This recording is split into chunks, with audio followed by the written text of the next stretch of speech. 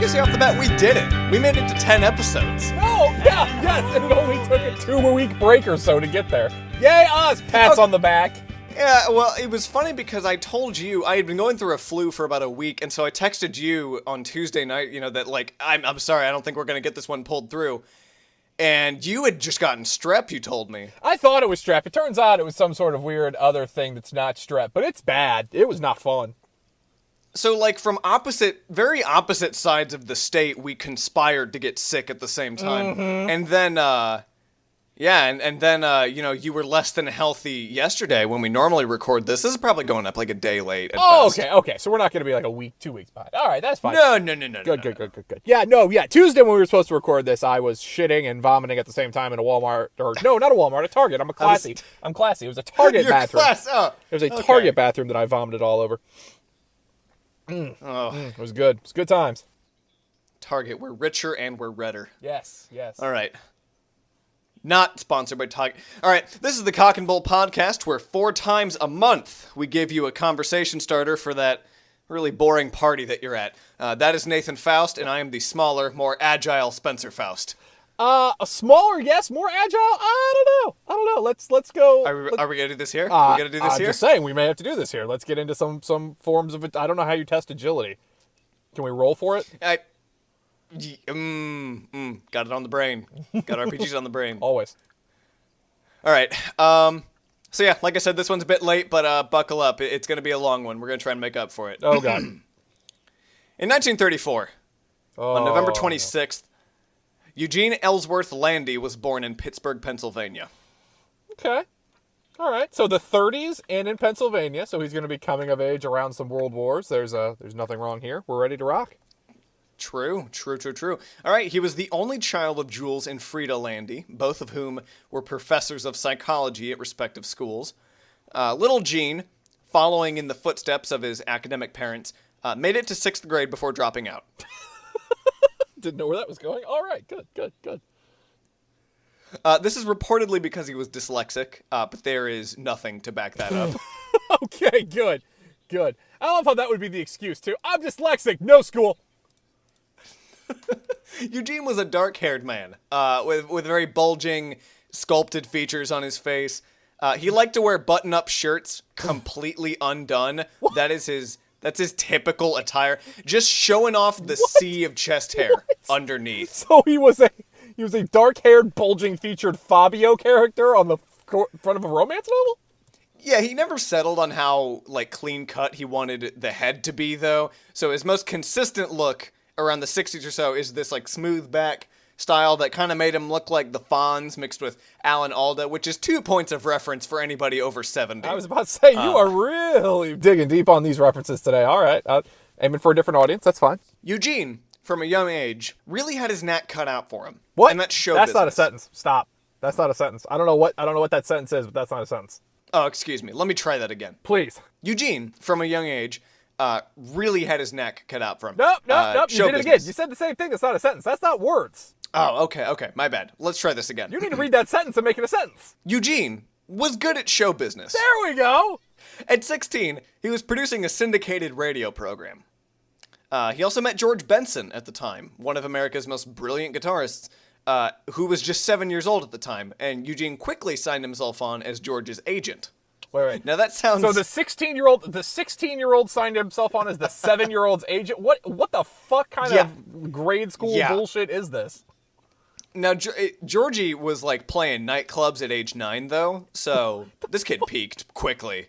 I don't know, it's a bizarre situation, but it makes sense. They got a little Goonies hierarchy going on. It's kids raising kids. In the meanwhile, it's a Fagin situation all up in here, and I don't like it. Eugene was making some extra cash on the side in radio production, promoting records, acting as a producer for even more musicians like Frankie Avalon. He had a kid around this time, a son named 16? Evan. Yeah, he's in his early 20s at this rate. We're kind of using a little bit. Now, when Landy started slowing down in the production biz, he decided to listen to his parents and study psychiatry. Okay, all right. So you dropped out of school in 6th grade, you produced some records, and now you're going to go work on the human brain. No big deal. Nothing wrong here. Yeah. Yeah. He picked up his degree at the Los Angeles City College, That a just place where sounds- middle school dropouts are welcome. Yeah, I was about to say, nothing about Los Angeles City College sounds like where you want your psychiatry to be degree from. Maybe your, like, creative writing degree, but not your psychiatry degree. He got an associate's in chemistry, and then it was on to medical school. Now, he first went to the National University of Mexico, but he contracted dysentery. Of course you did! And everything nearly fell apart, which I assume is referring both to his butt and his life. And as someone that basically, yeah, I did some in-depth research, some high Geraldo Rivera style investigative journalism on dysentery the last couple days, and yeah, man, yeah. Immersive training for this episode. Fuck Montezuma Nathan Faust, and all of his weird stuff. devoted to his career. He returned to the States, switched schools, and switched degrees from chemistry to psychology. Now, after getting his master's from University of Oklahoma in 1967, he completed training for his PhD in 1968. Now, all of this after dropping out of middle school when he was like 11. It's just incredible. Yeah, incredible is one way to put it. Worrisome is another way. So let's look at it from both ways. Now, Eugene was an unusual doctor, especially if you asked him.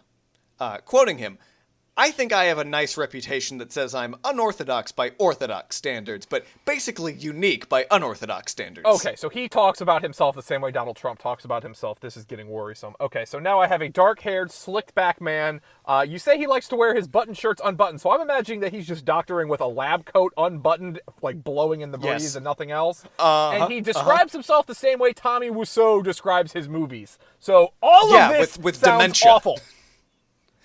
Now, the showbiz lifestyle never left this guy, because he was so wrapped up in maintaining an image, that even when he was a doctor, he actually had his own press kit. Don't think doctors are supposed to have those. Let me just give you that, and, no, that's my press kit. Yeah, you got your pamphlets, brochures, there is my headshot, also my chest shot, where I've opened a couple of these buttons. Oh, silly me. They're already all They're unbuttoned. all open. I can't open anymore. All They're the way all down. Where are you going, Mr. New York Times? Come back. Why? I don't need showman doctor. I don't want, like, when you walk into the operating theater, I don't need, like, flash pots going off and a pyrotechnic display. None of this is good. Let me get you in touch with my agent. Sir, normally they're called secretaries. I don't. Goddamn, yes. Good. Eugene started working out with the Peace Corps. That's working with the Peace Corps. I don't. Oh, working? That was some strange. Okay, that was some fiction I made. I got real concerned that he was going to just, like, get buff for needy children or something. I was very concerned. No, this piece of shit looks like a slob for the rest of his life. Don't get any impressions. Okay, He good. started working with the Peace Corps, but then he moved to L.A., where he started experimenting with a new treatment.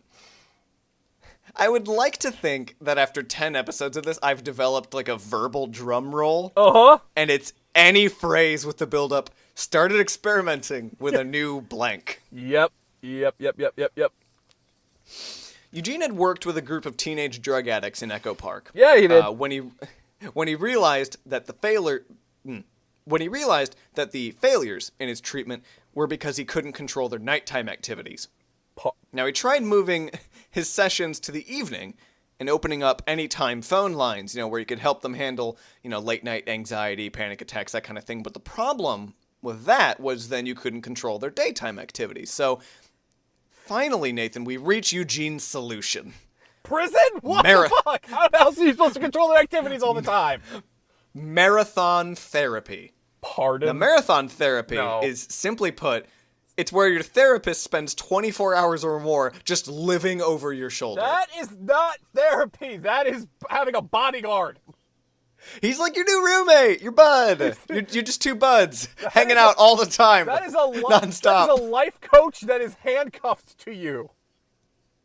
Quote, "The success of 24-hour therapy rests on the extent to which the therapeutic team can exert control over every aspect of the patient's life. It totally disrupts the privacy of their patients' lives, gaining complete control over every aspect of their physical, personal, social, and sexual environments."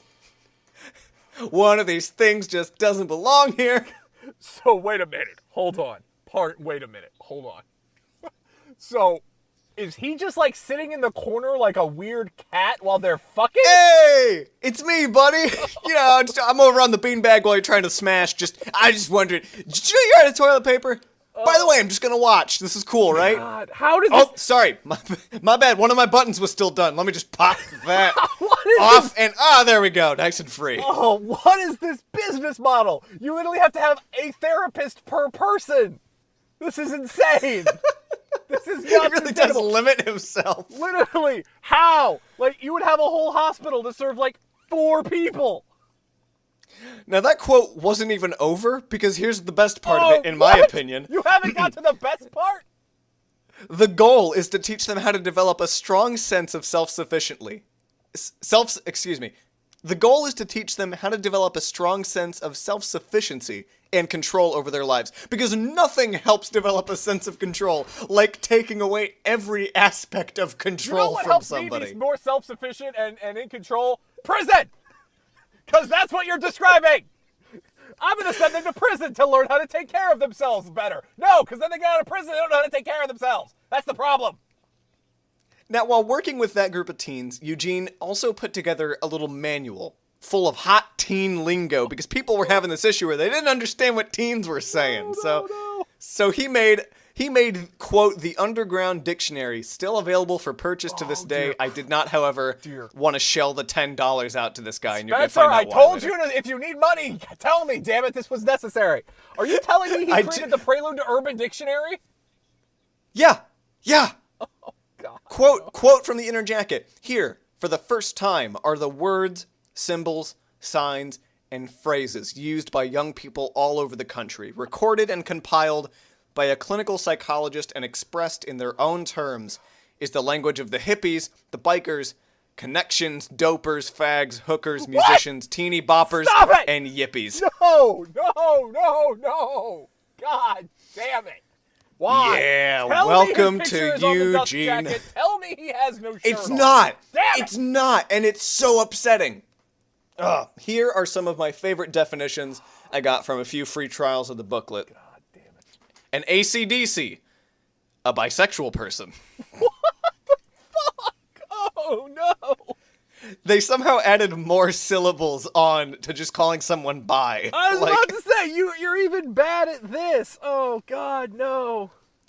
Hairburger.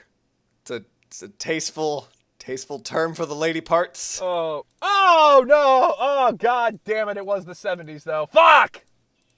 A blue boy. A cop. Okay, let's have a fun game of you say one and then I have to try and guess. Okay, we'll do it on my favorite one, Nathan. Blunt. I feel... Noun. Noun. Okay. Country of origin. America. Most likely California. Can you use it in a sentence? Hey, I heard he's got a blunt on him. All right. I feel like it's a softball, but I got to take the obvious answer. I'm going with a marijuana cigarette. Nathan, it would be a knife. God damn it! That's the opposite of what that is. That's not even good code. I know. It's also, the worst if it's with code the hippies, ever. if you're with the hippies, you can't have a word that means both marijuana and knife, because that's going to lead to really bad exchanges. And the opposite of what a knife is. That's just it's not not a good blunt code. object. Oh. He would go on to publish updates to that book for British and Japanese slang What? in 1975. How are those even related? I don't know. Anyway, in the early 70s, Eugene had started to mingle around with the Hollywood social circles. And pretty quickly, he was making friends with all sorts of celebrities, agents, you name it. So what you're saying is he's hanging out at Studio 54, just handing out his book and trying to decipher this hipster code that's going around. He started working out with patients like Alice Cooper, Richard Harris, Rod Steiger, Gig Young, all of which, by the way, were paying him $200 an hour for this therapy. Oh, dear Christ. Now to be clear, the marathon therapy? Yes. Yeah. He was trying it out on all sorts of people. Now, of course, some people weren't open to that 24-hour style. So, he was doing his traditional, therapy. for $200 an hour. But can you imagine the bills you're paying? That's what I'm trying to when he figure starts out. breaking out marathon. Like, is it discount for marathon rate? It has to or be. is it There's even got to more? be like a Costco, you're buying your therapy in bulk rate or something like that. That's what it is you're buying in bulk. That is exactly what it is. On February 11th, 1972, the Foundation for the Rechanneling of Emotions and Education, otherwise known as FREE in acronym form, clinic opened up in Beverly Hills. Eugene was the man in charge. Wait a minute. So you called it the free clinic? So what you're saying is a bunch of really rich people wanting therapy are showing up, and also a bunch of very poor people with STDs that want to get that looked at? Yeah, very disappointed, misled poor people Very probably showed up. disappointed and misled poor people. Yeah, all right. Now, Brian Wilson was born No! June 20th, 1942 Stop it! in No! Inglewood, California. Yeah! Oh, we all know! God damn it. God damn it. All right. Strap From in, a young motherfuckers. age. There's a Beach Boy. From a young age, his father made sure that Brian would follow a musical career just as his father had. Brian's father got him involved in church choirs, school concerts. His first instrument was a toy accordion, and it felt like every other year his dad was giving him a new tool for the trade. So this guy is born and bred for musician.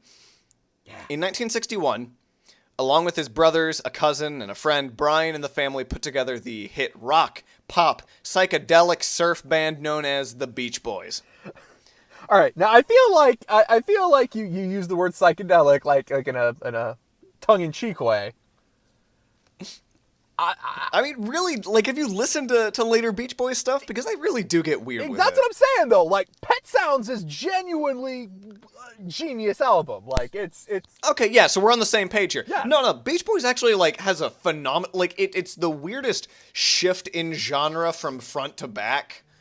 Yeah, it's very Beatles. I feel like it took the same turn that the Beatles took. Like, everyone into that era went from, like, kind of poppy rock to fuck acid is awesome, let's do that all day. Like, everyone took the same trajectory. They started out as a garage band managed by Brian's father, but Brian's incredible talent drove that whole band in the creative direction from the get-go. Success hit them pretty quickly. With hit record after hit record about all things that teens love to jam to. Cars, surfing, love, and everything else that's probably on the California state flag. Pet Sounds. After a few years, the surfer craze bored them, and they moved on to a sound most aptly described by their smash single, Good Vibrations, which only hurtled their success into a different label, some calling them the bastions of the counterculture era. But the Beach Boys are the punks now. I was about to say, wow, man.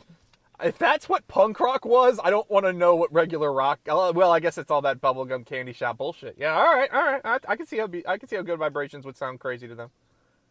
Now, Brian, hating the pressures of performing and touring, got burned out really, really quickly. It's a lot like Michael Jackson, I think, and the whole list of musicians, really, that just hate that part of the job, the whole public persona part. I don't know if you've seen it. There's this clip of Michael Jackson back during the documentary he did before he died. What was it called? Like, This Is It or something? I don't know. That sounds about right. And there's this part where the director asks him, in an interview, what his least favorite part of it all is. And he says, touring. Yeah, you're in different parts of the world every night. I couldn't sleep. I couldn't eat. And the director cuts him off and asks him, hey, Michael, can we do that again, but just be a little less negative about touring? And it cuts to a deadpanned, lifeless Michael just saying, I love to tour. Oh. It's just so broken, but everybody on set, it cracks me up because everybody just knows what's happening. Yeah. I thought you wanted me to be honest for a second. No, this is just another part of the game. All right, fuck all y'all. Y'all wonder why I'm fucking high. Y'all wonder why I'm high as a fucking kite every day of my life. Yeah. I would absolutely one day love to talk about Michael Jackson later in life. Yeah, I need a couple more years removed from that situation to get some context there, though. That's still pretty fucked up. But let's get back. Okay, Oh, no, you know what? I was just gonna say, let's You're get right. back to We're the off Beach track. Boys, because we're working with Brian now. David, I know at this time was tampering with that funny little guy named Charlie Manson. So let's see how Brian can step up to the table in terms of fucking craziness. So Brian can't stand the showbiz part, the interviews, the touring, the crowds, so he starts taking a back seat to all that. People start standing in for him during live shows, and he just tries to focus on the music. Eventually, though, it's clear that he's struggling with bigger issues than all of that, and he starts going untreated with some, clear forms of anxiety from all this pressure that has been put on him since he was a little kid. He starts to crack, so Brian turns to drugs. And, I think we can all agree that's a great way to handle your mental illness for some people. It's kind of the default, yeah. Like all the preteens out there who think that really low-quality kush is going to help them escape the troubles of their cushy middle-class suburban life. They turn out fine. Yeah. So Brian's diet of cocaine and self-loathing led to, you guessed it, a lot of weight gain and depression. No. If there's one thing I know about cocaine, it's that I thought cocaine was pretty good about keeping the weight off, so I'm surprised. His wife described him as reclusive, saying that he hardly even left the bed. And when things were at their worst, he was well over 300 pounds. Now, I say that the man was the height of a hill giant, so that's not, dangerously obese. He's still ballooned, is what every interview describes it as. Now, Nathan, you might be asking, why am I telling you about the Beach Boys? And why have I been doing it for so long? And again, it's why I screamed when you said it, because I have the setup. I now have a Beach Boy. I'm very concerned. Well, following Pet Sounds, their 11th studio album in 1966... That was their 11th album? Yeah, they were rapid fire with those things. It is very rare that you come out with genius on 11. Usually you've blown past that into weird drug territory by then. Now, Brian had started towards their next album, Smile.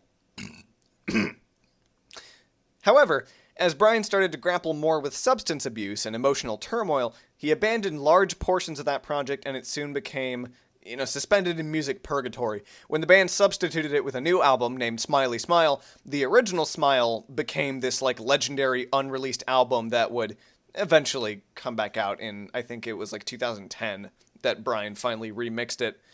Spoiler alert for those of you that aren't aware, Brian Wilson is still alive, so... Wait, really? Throwing that out there. Yeah, he's still alive. I guess that shouldn't be shocking, because, Manson just died. But, yeah, all right. Yeah. Brian's mental health was only getting worse. And as such, his role in songwriting and production with the Beach Boys was getting more and more detached.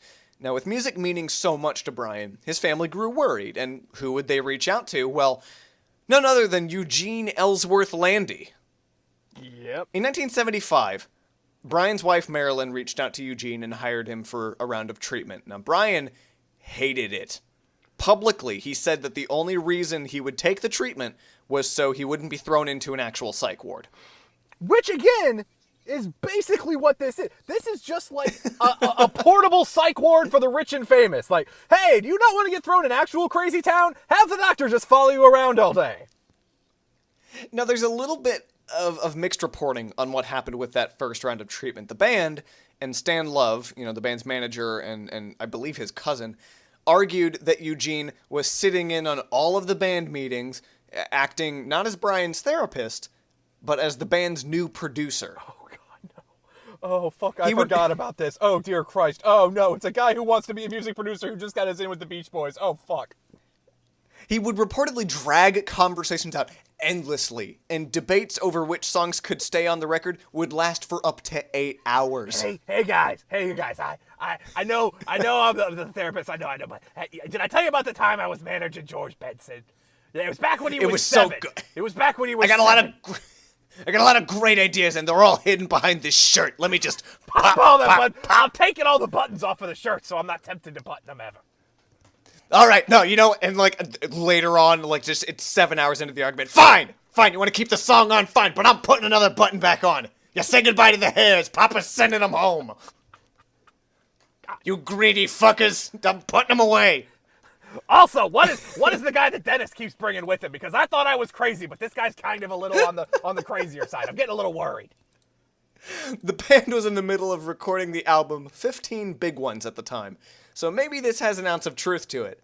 Eugene has also apparently asked them for a percentage of the band's income, which, that would of course be an overstep on his part. After all, he's a therapist, not the band's producer. But something that's not really up for debate is what Eugene did for Brian's stage fright. Now, we mentioned Brian does not like being in front of big crowds. He doesn't like performing. And so Eugene's solution for that was to force him to go on Saturday Night Live solo. So immersion therapy. The Maury approach. Yeah. Brian played a piano rendition of Good Vibrations alone, and just off stage, Eugene was holding up a big sign with the word smile on it. Which I'm sure he thought was encouraging, but sounds kind of like a crazy pageant mom just off to the side. While the kid, Brian Wilson's just visibly crying on stage, but smiling like the Tuck fucking the gut, Joker. Brian! Oh, Tuck the gut God. and show the pearly whites! Oh, God. Things started getting particularly bad through 1976, with Eugene's obsessive manipulation going so far as promising Brian a cheeseburger in exchange for every interview he gave. No longer would he be paid. He just got a cheeseburger as a reward. He invented the original cookie point system. Oh, good. Brian would usually interrupt these interviews to ask the host for drugs. No, Brian. No, this is Dateline. I cannot know. But you can have a burger if you're a good boy, you stupid zoo animal. Just Walter Cronkite just in the middle. Hey, you home? you want to get high? Like, how the fuck does that happen? Stan, Brian's cousin and manager, fired Eugene on Brian's behalf in December 1976. Some good news. This was apparently after Eugene doubled his fees, but Eugene says it's because they hated his artistic input. I can't. Eugene argued that the album 15 Big Ones was the band's only recent success, and that, quote, Brian and I did that together, you know. I had to leave the situation after that, because they wanted to make another album, and I wanted to make Brian a whole human being. Which, how do you say that in the same sentence that you just said Brian and I made their only successful record? Yeah. Like, yeah, you know Pet Sounds? Nah, nothing. That's nothing. But 15 Big Ones, that's their work of art. Brian said that he thought Eugene had been given too much control over his life. He said that in 1977, after Eugene was gone, quote, he had control of my life legally through the commitment of my wife. He definitely helped me, but it cost me over $100,000. He charged a hell of a lot per month. Oh my God. Like, it would have been cheaper to just get yourself in a psych ward. It was around this time that Brian had seen a new replacement therapist, Steve Schwartz. Now that sounds like a normal goddamn therapist. Steve fell off a mountain in 1978 and died. Okay, is there any proof that Eugene was not standing over him and pushed him off that mountain? Because god damn it, I am imagining just swooping in and shoving him off the mountain. These are the last hairs you're ever gonna see. Cape billowing in the wind. It's just a cape now. He's not even wearing a shirt. He's got the sleeves off. He's just got the top one buttoned. Just the whole... The rest of it's blowing in the breeze. God. Oh, God. Brian stumbled back into depression and substance abuse over the next 5 years, but in 1982, an overdose of coke and alcohol made it clear that Brian needed help again. So, out from the shadows comes Eugene Landy unbuttoning his shirt. God damn it. The shadows are where you belong, Eugene. Get back there. This time, he would be around for another 10 years. Oh my Christ, no. Eugene's marathon therapy pushed new boundaries as Eugene began to completely dominate Brian's life. It started with managing his drug control and prescribing him with a doctor that Eugene had personal connections with. And he even had Brian's personal assistant giving him medication at his orders, eventually roping him into his own payroll. But pretty soon, Brian's own personal assistants were replaced with an active staff completely under Eugene's control, all of whom kept him under constant lock and key. Anytime Brian met with his family or the band, one of those assistants was videotaping the interaction, assuming it was on an occasion that Eugene wasn't already there holding Brian's hand. Wait, literally holding his hand? Because this is going to get real weird. Okay. I said that. There are... Look up interviews with him. There are scenes... I think if you just look up Eugene Landy and Brian Wilson, you will get a YouTube clip that's like 40 seconds of them having an interview together, and Eugene's like practically cuddling Brian on the couch. He's like just a foot above him on the couch. He's got his arm wrapped around him. He's like almost petting his hair. He's got him like a dog, and it's disgusting. Now, like how far that goes. Now now I need to jump in here. So I needed a little bit of Googling, but my mind kind of had a thought here. You said that Eugene came back in the picture in 1982, correct? Yeah. And that he was around for about a decade. Yep. Which would mean he was there in 1988. Yes. Which means that this motherfucker is directly responsible for fucking Kokomo, that atrocity of a Beach Boys song that has ruined their legacy. Oh, Nathan, you have no idea how far this rabbit hole goes. No! I don't want to go even though the band down to was Kokomo. even though Kokomo's, it's just the beginning. Now, even though the band was what brought Eugene back the second time, Eugene started cutting off contact between Brian and the Beach Boys, and pretty soon, Eugene was convincing Brian that the reason he wasn't allowed to go record with the band was because they had told Eugene that they didn't want Brian involved anymore. Yeah, about right. Now, meanwhile, they hired this guy because Brian, their moneymaker and sole creative genius, was unstable and as a result getting worse at his job. So Eugene just comes in and stops him from working altogether. It's the most counterintuitive circumstance. So instead he starts pushing Brian towards a solo career with Eugene as his right-hand man. Now, there's a lot of back and forth interviews, with the Beach Boys and Eugene, and they tell different stories. The boys argue that Eugene was screening their calls for 5 years, and Eugene would argue that he only screened them for a year and a half, and for very good reason, because, with drug addicts, you gotta completely change their environment. Really, there are not good guys in this situation, in this story, because I believe that Eugene is a serial liar. There's a lot to back that up, but I also believe the Beach Boys really only wanted Brian for his money. Everybody in his family was just abusing his talent, really. Yeah. And that goes back to his dad when he was like 6 years old, and he was like, "All right, I'm getting this kid a record deal." It's a Joe Jackson situation. I mean, in his defense, George Benson was already working with Eugene at age 7, so getting him ready at 6, that's not that hard. I mean, you got to get him prepped. Now, speaking of money, also, you will be comforted to know that the only original Beach Boy not to sing on the recording of Kokomo, Brian Wilson, who was given short notice and unable to attend the recording session. So Brian was safe from that goddamn atrocity. Oh, good. All right, Yeah, a small glimmer of light. Now, he was there for the video recording for the Full House episode that they did about Kokomo, where Cousin Jesse or Uncle Jesse was back there playing the drums. So he was involved, but tangentially. I'm surprised there was room for the Beach Boys in that house. It was so full already. No, I think they got out of the house and went to Kokomo for that one. I don't remember the circumstances. I didn't watch Full House. I just know it was on that whole TGIF block, but nah, I don't. I am reading the Wikipedia page that says there was a Full House episode with Kokomo, so I'm just rolling with it. Eugene started to deep dive into the Wilson family IP with his bills. Each year, his fees were just under $450,000 for Brian. Jesus. And that is for insane things like $500,000 for vitamins, $500,000 for out-of-pocket expenses, for a vacation to Hawaii that he and Eugene just took together. Like a little vacation to Hawaii with your therapist who also lives with you. That's not... Because this is the Twilight Zone. This isn't a therapist anymore. This is like a polygamous relationship. This is a fucking Yumi and Dupree, and it's gotten really bad. And Dupree's charging you $100,000.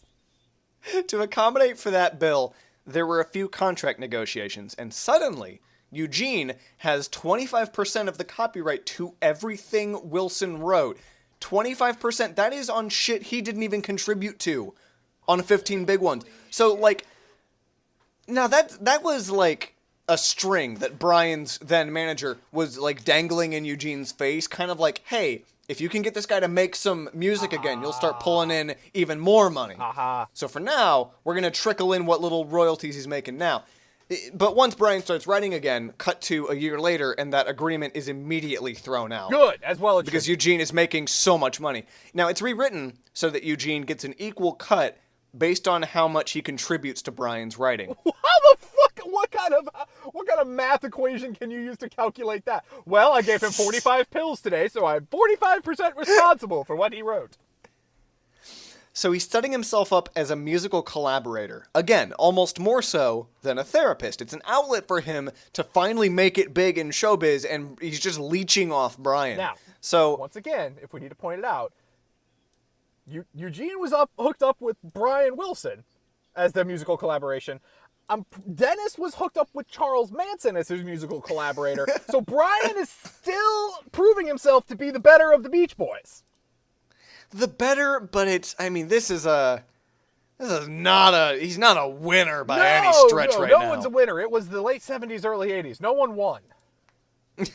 He was under such tight supervision that he was practically brainwashed at this point in his life. You spend a year and a half under someone's constant eye telling you literally what you can eat, when you can eat it, who you can see, where you're going, what you're doing. You look at clips of this guy just 2 years in, and he's like a neutered puppy, and then 5 years in, he's like a sedated prisoner. It's deeply upsetting. I quote from Eugene, "I influence all of Brian's thinking. I'm practically a member of the band. That's not good. We're partners in life," end quote. He's the fucking Yoko Ono of the Beach Boys. And it sounds like you'd have to go to incredible lengths to take that quote out of context, but that is just one of a dozen, like, creepy catchphrases he had for their dynamic. Like, he'd say that kind of weird controlling shit all the time. So Brian is so complacent in all of it, and the longer it goes on, the weirder it gets. So when Brian was asked in an interview, like 9 years into the treatment, whether or not he thought he was in some kind of prison, this is like gray-haired Brian at this point. He replies, life is like a type of prison. Well, yeah, it is, because you signed up for prison. That's what I said at the beginning of this. You signed up for prison and you're paying for it. Quote, not just the Dr. Nanny program, but, people need a little prison in order to know that, this is where we all are. No. End quote. An answer which makes no sense. No, and he realizes it. It does. Halfway it through. does when you're living that life. Yeah, we all need a little prison, right? Right, guys? Oh my God, no! He's like looking around the room as he says that, and you can see he's just like, someone save me from this sentence I'm saying. In Morse someone code. get me out of this. Help me! I don't know where I'm going. Oh, Brian started losing his lawyers too. John Mason, one such lawyer for 5 years, could not reach Brian by telephone. Then, in actual physical meetings with Mason, wherein Brian was supervised by Eugene, Brian would be called out of the room when he said something Eugene didn't like. And after a handful of pills, Brian and Eugene would come back to the conversation, and he was like a coma. Mason couldn't get a word out of him. His eyes just rolled back, and Eugene just like cracking his knuckles like, all right, now, where were we? God damn it. The deals at this point are raking in. Eugene had won by this point. Anytime they did deals, Eugene had to make sure he got an equal cut of it. They did some promotion where the payment was a Cadillac. Eugene had to get his own Cadillac. When Brian got this fantastic piano, Eugene had to get a baby grand piano too. Because they're like equals. This sleazy, unbuttoned man and Brian fucking Wilson of the Beach Boys. Ugh. So let's flash forward a bit. In 1986, Brian met a Cadillac sales rep named Melinda Ledbetter. By this point, he was divorced from his previous wife. The two somehow managed to date, despite Eugene's constant efforts to thwart the relationship. He would constantly pull her aside and be like, "Now, I gotta warn you, this guy's very, very sick. Now, I say this because I am about to give him 50 antipsychotic pills." Oh my God, that's so many pills. I'm about to turn this man into a mannequin. How she somehow managed to drive such a hard wedge into the Eugene Landy fortress is well beyond me. I mean, I guess true love conquers all or something, but after 3 years, enough was enough for Gene. He demanded that Brian leave her as she was only creating, quote, a bad environment for him. My God. Oh, my God. So Melinda responded by getting the California Board of Medical Quality to investigate Gene. And Nathan, much to the surprise of nobody, they found that Eugene Ellsworth Landy was kind of a really bad guy. You don't say! He had one incident where he was supposedly caught freebasing cocaine, which was settled out of court. On top of that, he had multiple complaints of unethical personal relationships with patients, improper prescription of drugs, a specific case of unethical psychological dependency with Brian Wilson, several reports from his family that they only conveniently noticed after this woman brings the case forward, and a sexual assault case with a former female patient, also settled out of court. Oh, Eugene denied all but one charge in a plea bargain. Which when one? He admitted to when he admitted to falsely prescribing Brian medication without legal authority. Turns out his guy that he had prescribing things, maybe he wasn't licensed 100% of the time. Yeah, that sounds about right. So with all these charges from the board, Landy had no choice but to relinquish his license. Eugene convinced Brian to co-create the company Brains and Genius. So first of all, Okay. take another stab at naming things. Yeah, please. Now Eugene's argument there is brains is, you flip a couple letters and Brian becomes brains. And then genius, you flip a couple letters, Eugene becomes genius. Sure, yeah, whatever. If it shouldn't require a paragraph. No. You saying. shouldn't need like a whole book to explain your acronym. Now, Brains and Genius was a creative business venture, which was another way to say that Eugene, once again, just wanted to make it big in showbiz, and now he couldn't do it under the pretense of being a doctor. Brian even released a memoir titled Wouldn't It Be Nice? My Own Story, which Brian later disowned after accusations later in life swelled up that Eugene might have ghostwritten it for him. Oh, good. So Eugene's partnership with Brian floundered after the bad press started catching up with him in the late 80s. In 1992, on February 3rd, Landy was finally the target of a court order banning him from seeing Brian, which he broke only once to visit Brian on his birthday because they were such good buds. God, it's so creepy. With his license and practice barred in California, Eugene moved on to 2 more practices in Nevada and Hawaii in the 90s. On March 22nd, 2006, Eugene Landy died of pneumonia, brought on by the lung cancer he had been suffering through. He was 71 and living in Hawaii. It is speculated nowadays that Brian Wilson continues to suffer from tardive dyskinesia, a neurological disorder caused by prolonged use of antipsychotic medication, which Eugene assuredly had been constantly administering to him over those 10 years. The disorder might explain the involuntary twitches that Brian displays even to this day. A quote from a 2015 interview with Brian. I thought he was my friend, but he was a very fucked up man.